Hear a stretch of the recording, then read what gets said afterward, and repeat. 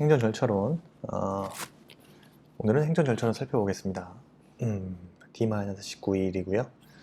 자, 행정청 갑은 도시기본계획, 도시의 기본적인 공간구조와 정기발전 방향을 제시하는 종합계획으로서 그 계획에는 도시이용계획, 환경계획, 공원, 녹지계획 등 장래의 도시개발의 일반적인 방향이 제시되어 그 계획은 도시계획 입안에 지침이 되며 일반 국민에 대한 직접적 구속력은 없지만 널리 의견이 필요한 행정이라 판단되어 공청회 개최하고자 합니다. 그래서 문제 1번 행정절차법상 공청회를 개최하여야 할 시기, 그다음에 공청회 개최 알림, 전자공청회, 공청회 주재자, 발표자 선정에 서술하시고요. 문제 2번은 공청회의 진행과 결과 과정, 결과 반영 및 재개최에 대한 내용과 공청회를 개최하여야 할 사안을 개최하지 않은 경우, 그렇죠? 위법 여부에 대해서 서술하시오. 그래서 문제 1번 같은 경우는 공청회의 개최 시기입니다. 공청회는 언제 열리냐, 언제 개최하는지. 그래서 우선 다른 법령 등의 공청회를 개최하도록 규정하고 있거나, 둘째, 그 해당 처분의 영향이 광범위해서 널리 의견을 수렴할 필요가 있다고 행정청이 인정하는 경우, 셋째, 국민 생활에 큰 영향을 미치는 처분으로서 대통령령으로 정하는 처분에 대하여 대통령령으로 정하는 수 이상의 당사자 등이 공청회 개최를 요구하는 경우입니다. 그래서 공청회 개최의 알림. 그래서 우선 행정청은 공청회를 개최한다. 그럼 공청회 개최 14일 전까지 당사자 등에게 그죠? 다음의 사항들을 통지하죠. 뭐 제목, 일시, 내용, 발표자에 관한 사항, 발표 신청 방법 및 신청 기한, 정보통신망을 통한 의견 제출, 그 밖에 공청회 개최에 필요한 사항 등을 당사자 등에 통지하고요. 관보, 공보, 인터넷 홈페이지 등 일간 신문 등의 공고에서 널리 알려야 합니다. 다만 공청회 개최를 알린 후에 예정대로 개최하지 못하여 새로 일시 및 장소 등을 정하는 경우 공청회 개최 7일 전까지 알려야 합니다. 전자공청회. 행정청은 그 공청회와 병행하여서만 정보통신망을 이용한 전자공청회를 실시할 수 있습니다. 그래서 행정청은 전자공청회를 실시하는 경우 의견 제출 및 토론 참여가 가능하도록 적절한 처리 능력을 갖춘 정보통신망을 구축하고 운영해야 하겠죠. 그다음에 전자공청회를 실시하는 경우 누구든지 정보통신망을 이용해서 의견 제출하거나 제출된 의견 등에 대한 토론에 참여할 수 있습니다. 이외에 전자공청회의 실시, 방법 및 절차에 관하여 필요한 사항은 대통령령이 정하죠. 그 다음에 공청회 주재자 및 발표자 선정이죠. 행정청은 그 공청회 사항과 관련된 분야에 전문적 지식이 있거나 그 해당 그 분야에 종사한 경험이 있는 사람으로서 대통령령으로 정하는 자격을 가진 사람 중에 공청회 주재자를 선정합니다. 공청회 발표자는요, 발표를 신청한 사람 중에서 행정청이 선정하십니다. 다만 발표를 신청한 사람이 없거나 공청회의 공정성 확보를 위해서 필요하다고 인정하는 경우 지명하거나 위촉할 수 있는데요. 그 대상은요, 해당 공청회의 사항과 관련된 당사자이거나 해당 공청회의 사항과 관련된 분야에 전문적 지식이 있는 사람이거나 해당 공청회 사항과 관련된 분야에 종사한 경험이 있는 사람 중에서 지명하거나 위촉 가능합니다. 다음에 행정청은 그 공청회의 주재자 및 발표자를 지명 또는 위촉하거나 선정할 때에는요, 공정성이 확보될 수 있도록 노력해야겠죠. 그래서 공청회의 주재자, 발표자, 그 밖의 자료를 제출한 전문가 등에게는 예산의 범위에서 수당 및 여비와 그 밖에 필요한 경비는 지급할 수 있습니다. 문제 2번. 그래서 공청회 진행이죠. 공청회의 주재자는요, 공청회를 공정하게 진행하여야 하고요. 공청회의 원활한 진행을 위해서 발표 내용을 제안할 수 있고요. 질서 유지를 위하여 발언의 중지 및 퇴장 명령 등 행안부 장관이 정하는 필요한 조치할 수 있습니다. 그래서 발표자는요, 공청회 내용과 직접 관련된 사항에 대하여만 발표하여야 하고요. 공청회의 주재자는 발표자의 발표가 끝난 후에는 발표자 상호간에 질의 및 답변을 할 수 있도록 하여야 하고요. 방청인에게도 의견을 제시할 기회를 주어야 합니다. 2번 공청회 및 전자공청회 결과 반영. 행정청은 처분을 할 때 공청회, 전자공청회, 정보통신망 등을 통하여 제시된 사실 및 의견이 상당한 이유가 있다고 인정되는 경우 이를 반영해야 합니다. 재개최. 행정청은 공청회를 마친 후 처분을 할 때까지 새로운 사정이 발견되어 공청회를 다시 개최할 필요가 있다고 인정된다. 공청회 다시 개최할 수 있습니다. 공청회 위반에 대한 위반 여부입니다. 그래서 공청회는요, 행정청이 그 공개적인 토론을 통해서 어떠한 행정작용에 대하여 당사자 등 전문 지식과 경험을 가진 사람, 그 밖에 일반인으로부터 의견을 널리 수렴하는 절차를 통해서 민주적 행정 결정과 행정의 투명성 및 결정된 행정의 저항을 줄이려는 취지가 있죠. 따라서 법이 규정한 공청회를 열지 않고 이루어진 행정작용은 이러한 취지에 비추어 볼 때 위법한 행정작용으로 되기 때문에 취소 사유가 될 것입니다. 네. 자, 다음 사례죠. 또 이유 제시 생략될 수 있는지 여부와 그 사후에 그 하자가 치유되는지 요 문제네요. 항상 세트로 나오는 형식이죠. 그래서 문제는요, 관할 행정처 A는 갑에 대한 부담금 부과 처분을 하면서 행정절차법상에 요구되는 처분의 근거와 이유를 구체적으로 제시하지 않았습니다. 그래서 갑은 자신에 대한 부담금 부과의 근거와 이유를 정확히 알 수 없었는데 납부기 위한 도가로 인해 불이익을 우려하여 일단 부담금 납부하였고 이후 자신에 대한 부담금 부과 처분은 이유 제시 하자가 있는 위법한 것임을 이유로 부담금 부과 처분에 대한 취소 소송 제기하였습니다.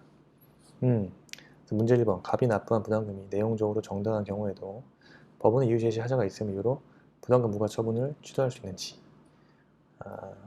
그리고 문제 2번은요, 취소 소송 계속 중에 항상 취소 소송 계속 이 말이 단서죠. 그죠? A가 갑에게 부담금 부과의 근거와 이유를 구체적으로 제시하였다면 이유 제시하자 치유되는가? 결론적으로 2번은 치유되지 않죠. 하자 치유에 있어서 그죠? 그 뭡니까? 행정쟁송 제기 전에 그죠? 이후에 사후 제시 그래서 부정서를 하죠. 사후 제시는요, 그 행정의 그 사전에 행정의 신중성과 합리성을 담보하여 행정청의 자유를 방지하는 데 이유 제시의 기능에 있다고 보이기 때문에 사후 이유 제시 인정하지 않는 견해 부정설 입장입니다. 판례도요, 그렇게 보고 있죠. 그래서 1번 같은 문제 2번은 그렇고요. 문제 1번 같은 경우는 이유 제시 하자가 있음을 이유로 취소할 수 있는지 당연히 취소 사유 됩니다. 그죠? 그 행정절차법상 이유 제시 생략 사유에 되지 않기 때문에 절차상 하자가 있잖아요. 그 절차상 하자는 우리 뭡니까?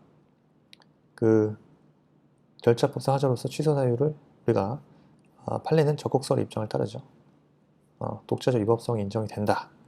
따라서 이유 제시의 생략 사유에 해당하지 않는 경우 부가처분을 위법하고 취소 사유에 해당이 될 겁니다. 결론은 그렇습니다. 그래서 여기에 살을 붙이면요.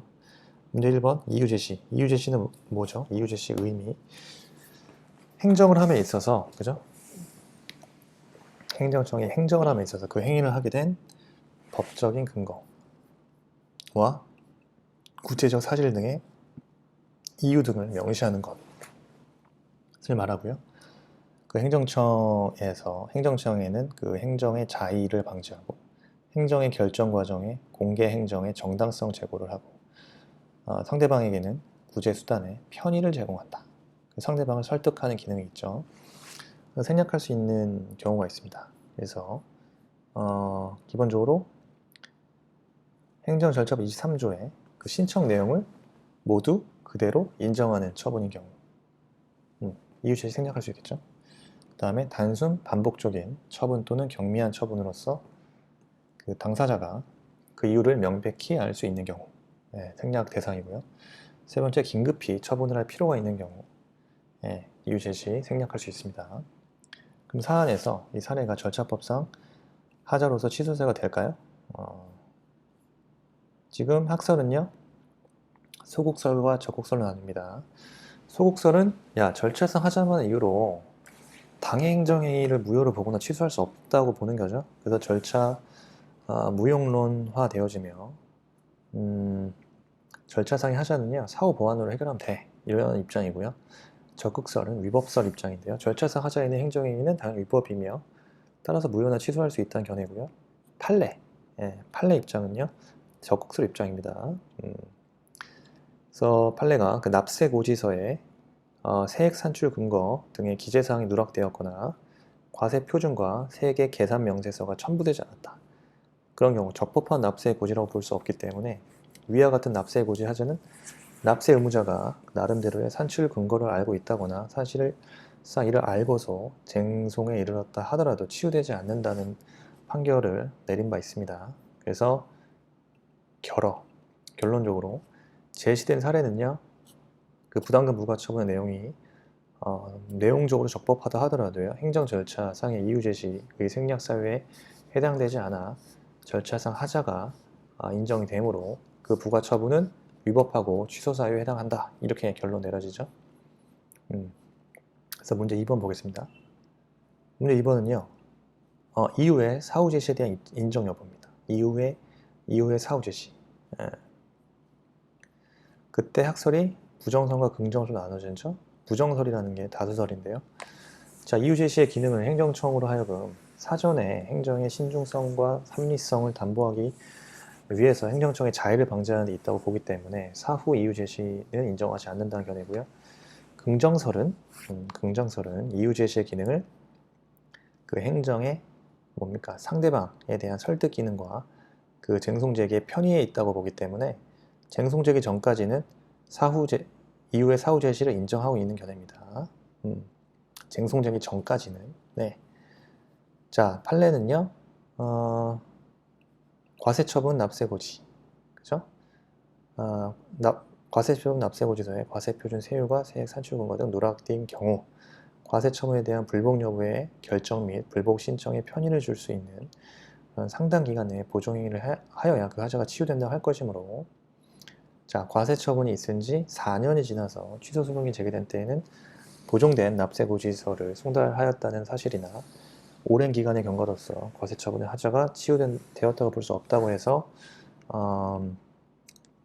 이 4년이 지난 기간 만으로는 그 하자가 치유된다고 볼 수 없다고 내린 판례가 있습니다. 그래서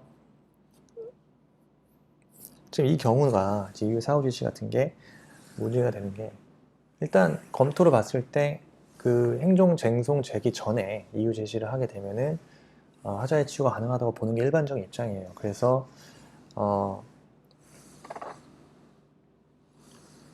그 이유 제시 하자는요, 대법원에 의하면요, 적어도 그 불복 여부의 결정 및 그 불복 신청의 편의를 줄 수 있는 상당 기간 내에 보정행위를 해야 하자가 치유된다고 볼 수 있기 때문에 그 취소소송 계속 중에 이유 제시하자는 이유 제시하자가 치유된다고는 볼 수 없습니다.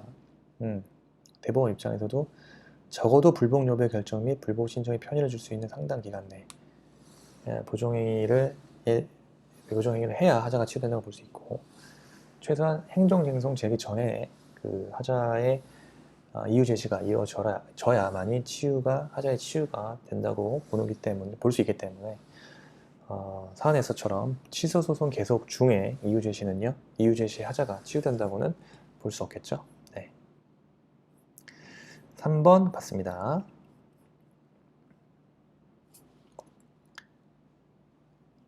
자, 문제 2번입니다. 자, 갑이 공중목욕장 영업 허가를 받아 영업을 하던 중에 수지가 맞지 않은 요금을 인상하였습니다. 이에 대해서 을시장이 종전의 요금을 환원할 것을 권고 지도하였네요. 갑이 이에 불응을 하자 을시장은 위생상태 불량을 이유로 3개월 영업 정지를 내렸습니다.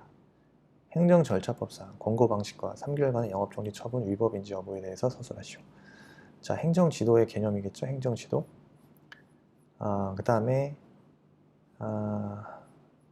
사안에서 영업정지 처분의 위법성 여부. 그죠? 그래서 행정절차법 행정지도의 원칙과 방식, 원칙에서 과잉금지 원칙, 임의성의 원칙, 불이익조치 금지의 원칙이 있고요. 방식은요, 행정지도 실명제, 즉 행정지도를 하는 자는 그 상대방에게 행정지도 취지 및 내용과 신분 밝히라는 거죠. 그 다음에 의견 제출 할 수 있고요. 그 행정지도의 상대방은 그 행정지도 방식과 내용 등에 관하여 행정기관에 의견 제출할 수 있고요. 그 다음에 사안에서 그 위법성에 대한 그 정도를 판단해야겠죠. 그래서 그 행정절차법상의 그 지도 방식에 의하면요, 행정기관의 행정지도의 상대방이 행정지도에 따르지 아니하였다는 것을 이유로 불이익한 조치를 하여서는 안 되죠. 네, 이게 중요한 건 그겁니다. 행정절차법상 지도 방식에 대해서 이 불이익 조치 금지 원칙이 있어요. 행정지도의 상대방이 행정지도에 따르지 아니하였다는 것을 이유로 불이익 조치를 하여서는 안 된다는 게 원칙이잖아요. 따라서 행정지도에 불응하였다는 이유로 영업정지 처분은요, 어떻게 보면 또 부당결부 금지 원칙에 반한다고 할 수 있습니다. 그래서 그 위법성의 정도는 다수설과 판례인 그 중대 명백설에 따르면요, 이러한 부당결부 금지의 원칙상 행정법 1번 원칙에 해당하여 취소할 수 있는 행위에 해당하겠죠. 그래서 다시 행정지도의 개념을 살펴보겠습니다. 행정지도의 개념은요, 행정주체가 일정한 행정 목적의 실현을 위해서 상대방의 임의적 협력 또는 동의하에 일정한 행정 질서의 형성을 유도하거나 뭐하는 거? 희망을 표시하는 비권력적인 사실행위입니다. 비권력적 사실행위. 그러나 이제 사실상, 그죠? 행정주체의 우위성으로 말미암아서 사실상 강제가 될 겁니다. 되기 쉽습니다. 뭐 그런 거고요. 둘째는 어쨌든 행정지도의 원칙과 방식인데요. 그래서 원칙은 우선 과잉금지 원칙입니다. 과잉금지 원칙. 그래서 과잉금지 원칙이 뭐죠? 행정지도는 목적 달성에 필요한 최소 한도에 그쳐야 한다. 과잉금지 원칙이죠. 임의성 원칙입니다. 행정지도의 그 상대방의 의사에 반하여 부당하게 강요해서는 안 된다는 거죠. 임의성, 불이익 조치, 금지 원칙. 행정기관은요, 행정지도의 상대방이 행정지도에 따르지 아니하였다는 것을 이유로 불이익한 조치를 하여서는 안 된다는 거죠. 그래서 방식은 행정지도 실명제, 즉 행정지도를 하는 자는요, 그 상대방에게 행정지도의 취지, 내용과 그 신분 밝혀야 하고요. 행정지도가 말로 이루어진 경우, 그렇죠? 말로, 구두로, 그때는 상대방이 상대방이 그 어떤 서면의 교부를 요구하게 되면요, 그 행정지도를 행하는 자는 직무수행에 특별한 지장이 없는 한 그 사면을 교부해야 됩니다. 그 의견 제출인데요. 의견 제출. 자, 행정지도의 상대방은 해당 행정지도의 방식, 내용 등에 대하여 행정기관에 의견 제출할 수 있고요. 또 행정기관이 같은 행정 목적을 실현하기 위해 많은 상대방에게 행정지도를 하려는 경우에는 특별한 사정이 없는 한 행정지도에 공통적인 내용이 되는 사항을 공표할 수 있습니다. 공표하여야 합니다. 지금 사안에서 영업정지 처분의 위법 여부거든요.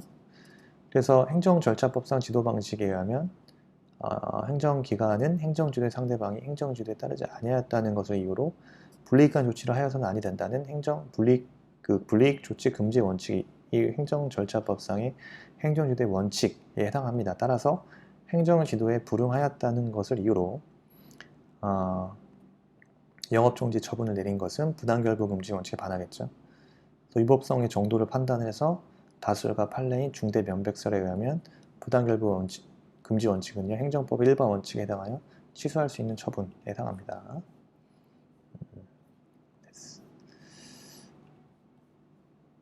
자, 다음이요. 자, 보건복지부 장관 을은요, 영업주 갑에게 영업허가 취소 처분에 앞서 보통 우편으로 청문 통지서를 3회 걸쳐 보냈는데 반송되어 왔네요. 그 후 2019년 9월 1일자로 9월 16일에 청문을 개최하니까 참석하라는 공지송달을 하였습니다. 영업주가 청문서를 송달받지 못하였다고 주장하면서 청문 절차에 불출석하였습니다. 하지만 보건복지부 장관은요, 공정하게 청문 주재자를 선정하고 청문 조서가 작성하는 등 청문 절차를 거쳤습니다. 이러한 경우 이 사건 영업허가 취소 처분이 위법한지 논하라.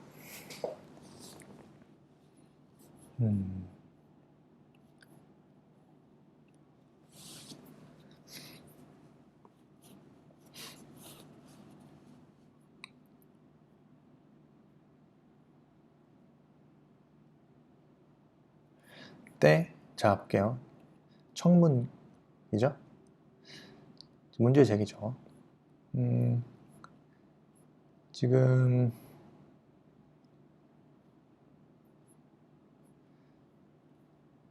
심 그거거든요. 자, 청문서가 공시송달이 이루어졌어. 반송되어 왔기 때문에 3회에 걸쳐 이미 보냈습니다. 그래서 공시송달로 청문서를 공시송달로 보냈습니다. 참석하러 공시송달을 했어. 그러면 영업주는 청문서 송달받지 못하여 주장하면서 청문 절차를 불출석했대. 하지만 보건복지부 장관은 공정하게 청문 주제자를 선정하고 청문 조서가 작성하는 등 청문 절차를 거쳤대. 자, 이 경우 일단 청문서 공시송달의 경우는요, 원칙적으로 공글로부터 14일 지나면 효력이 발생하죠. 그리고요, 청문의 그 사전 통지 기간은요, 청문 개최 10일 전까지 도착해야 합니다. 자, 그러면은 공시송달일부터 24일 이후에 청문 개최가 가능하죠. 그러면은 9월 16일에 청문 개최는 청문서 사전 통지 기간인 9월 1일부터 24일 후에나 청문 개최가 가능한데 9월 16일에 청문 개최는 청문서 사전 통지 기간을 어겼네요. 네, 그 영업허가 취소 처분은 그래서 청문 절차를 거쳤다 하더라도 이 사건 영업허가 취소 처분은 위법하다고 보여집니다. 지금 이런 거예요. 지금 핵심이 그거거든요. 지금 여러 가지 개념을 다 써야 되는데 뭐 송달도 쓰고 청문도 쓰고 처분의 효력도 쓰고 문제 해결을 봤을 때 딱 문제만 보면 당사자에게 청문 통지서를 송달했으나 뭐 여러 가지 이유를 통해서 반송이 됐어요. 지금 그 주소 불명 등이겠죠. 그래서 반송이 된 경우는요, 자, 행정청이 최초 발송하고요, 반송이 되고 그 다음 다시 공시송달을 했죠. 공시송달의 효력이 발생을 한 이후에 청문을 했습니다. 그리고 나서 처분의 과정을 거치겠죠.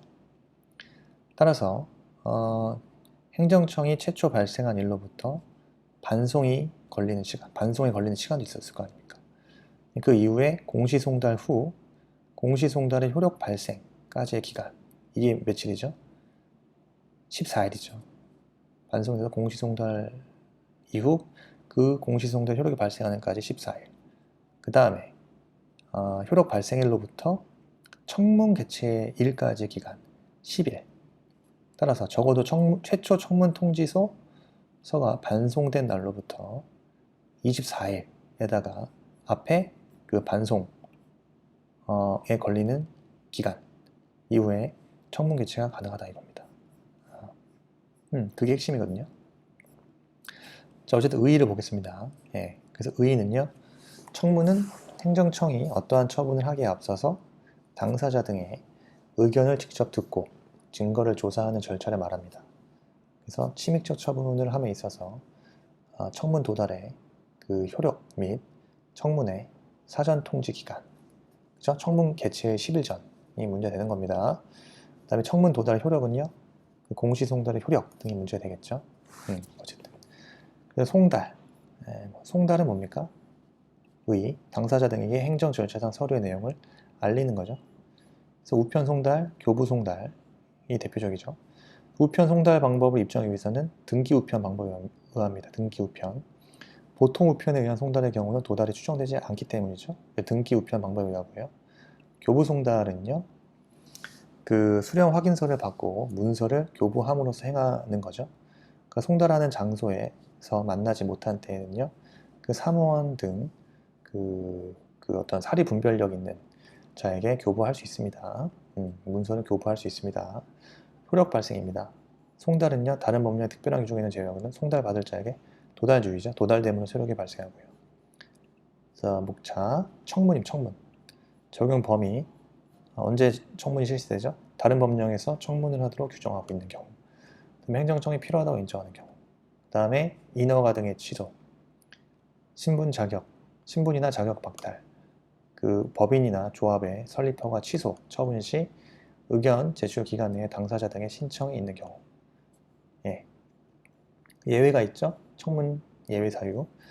자, 첫째, 공공의 안전 또는 복리를 위하여 긴급히 처분을 할 필요가 있다. 둘째, 법령 등에서 반드시 일정한 처분을 하여야 한다고 일정한 처분을 하여야 하는 경우에 그 사실이 법원의 재판 등에 의하여 객관적으로 증명된 때. 셋째, 처분의 성질상 의견 청취가 현저히 곤란하다고 명백하게 증명된 때.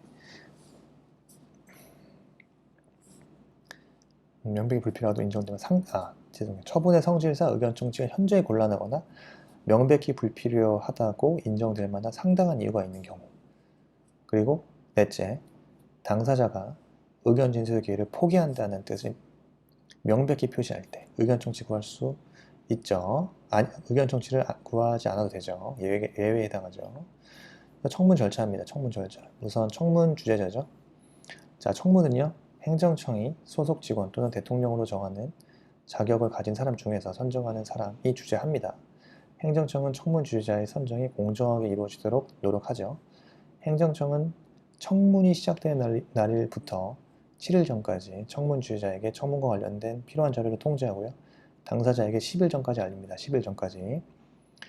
그 다음에 의견을 반영하죠.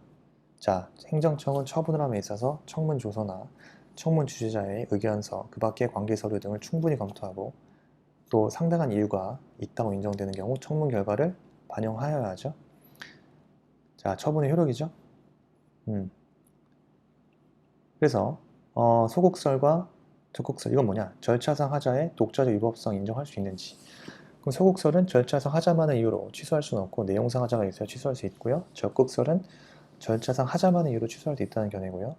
절충설이 있죠. 기속행위인 경우는 절차상 하자로 취소할 수 없지만 재량행위에 있어서는 행정청은 기본 처분과 다른 처분을 할 수 있으므로 절차상 하자로 취소할 수 있다는 견해인데, 판례는 재량행위뿐만 아니라 기속행위에 있어서도 적극설을 취하고 있다. 그래서 절차적 요건 갖추지 못한 공정거래위원회의 시정조치나 과징금 납부 명령은 설령 그 실체법적 사유를 갖추고 있더라도 위법하여 취소를 면할 수 없다고 본 판례, 그 적극설 입장이고요.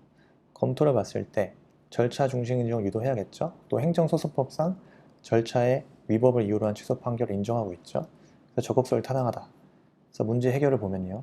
자, 말씀드렸던 것처럼 청문서 공시송달의 경우는 원칙적으로 공고일로부터 14일이 지난 때에 효력이 발생합니다. 청문회 사전통지 기간은요, 당사자 등에게 청문 개최 10일 전까지 도착해야 합니다. 공시송달일로부터요. 공시송달일로부터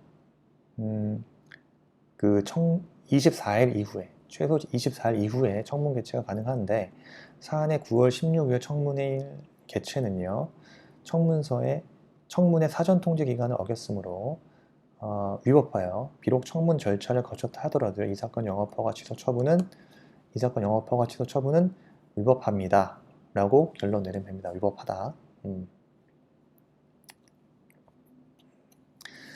그래서 기억하셔야 돼요. 그래서 당사자에게 송달이 불가능할 때 행정청이 공시송달하고 공시송달의 효력 발생하고 청문을 하고 처분의 과정을 거치죠. 따라서 행정청은요, 그 공시송달 후 효력 발생일까지 14일, 그다음에 공시송달의 효력 발생이 일어나고 청문 개최일까지 10일, 총 24일이 지난 이후에 청문 개최가 가능하다. 요거 잊지 마세요. 네, 일단 1세트는 여기까지 하고요. 나머지 2, 3세트도 열심히 훈련하시면 되겠습니다. 네, 기출문제랑 예상문제, 쇼터디에 많이 있습니다. 지금처럼 이렇게 직접 써보는 연습, 내 손이 너무 아프면 목차만 보고 이 목차를 가지고 계속 반복 떠올리는 살을 붙여가는 연습, 나중에는 목차만 보고 내용을 떠올리는 연상 연습 해야겠죠? 네, 아무쪼록 19일 남았습니다. 끝까지 우리 최선을 다해서 좋은 결과 있으시기를 바랍니다. 감사합니다.